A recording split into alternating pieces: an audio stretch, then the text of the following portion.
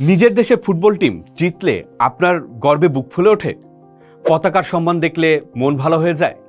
এই যে নিজের দেশ, ভাষা, সংস্কৃতি আর মানুষের প্রতি গভীর ভালোবাসা, এটাই হলো জাতীয়তাবাদ বা ন্যাশনালিজম। জাতীয়তাবাদ হলো এমনই একটি আদর্শ যা একটি নির্দিষ্ট ভৌগোলিক সীমানার মানুষকে ভাষা, সংস্কৃতি, ইতিহাস ও সামষ্টিক মূল্যবোধের ভিত্তিতে ঐক্যবদ্ধ করে। এটি আমরা বনাম ওরা এই অনুভূতি তৈরি করে এবং নিজের জাতিকে বিশ্বের বুকে একটি স্বতন্ত্র পরিচয় দেয়। বাংলাদেশের মুক্তিযুদ্ধের কথাই ভাবুন। ভাষাগত ও সাংস্কৃতিক ঐক্যের ভিত্তিতে বাঙালি জাতীয়তাবাদী ছিল আমাদের স্বাধীনতার মূল প্রেরণা।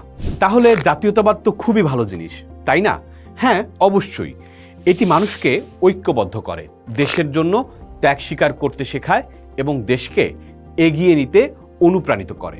এই অনুভূতিকে দেশপ্রেমও বলা যায়।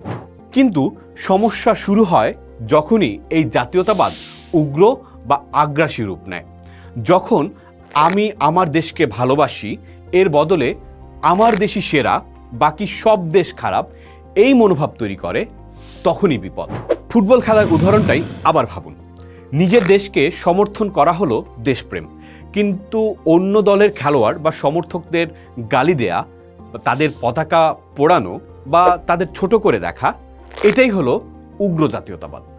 এই উগ্র জাতীয়তাবাদ থেকেই জন্ম নেয় বর্ণবাদ, জাতিবিদ্বেষ, এমনকি যুদ্ধ। হিটলারের নাৎসি জার্মানি এর সবচেয়ে বড় উদাহরণ, যেখানে আর্যদের শ্রেষ্ঠ প্রমাণের নামে লাখ লাখ মানুষকে হত্যা করা হয়েছিল। সুতরাং জাতীয়তাবাদ ভালো না খারাপ, এই প্রশ্নের উত্তর এক কথায় দেওয়া খুবই কঠিন। এটি একটি ধারালো ছুরির মতো। এই ছুরি দিয়ে আপনি যেমন ফল কেটে খেতে পারেন, তেমনি কাউকে আবার আঘাতও করতে পারেন। জাতীয়তাবাদ যখন মানুষকে ঐক্যবদ্ধ করে দেশের মঙ্গলের জন্য কাজ করতে শেখায়, তখন তা আশীর্বাদ। কিন্তু যখন এটি অন্য জাতিকে ঘৃণা করতে বা ছোট করতে শেখায়, তা কিন্তু অভিশাপ। দুটোর মধ্যে পার্থক্যটা বোঝা তাই খুবই জরুরি। পোস্ট দেখুন, ভাবুন, করুন। থাকুন পোস্টের সাথেই।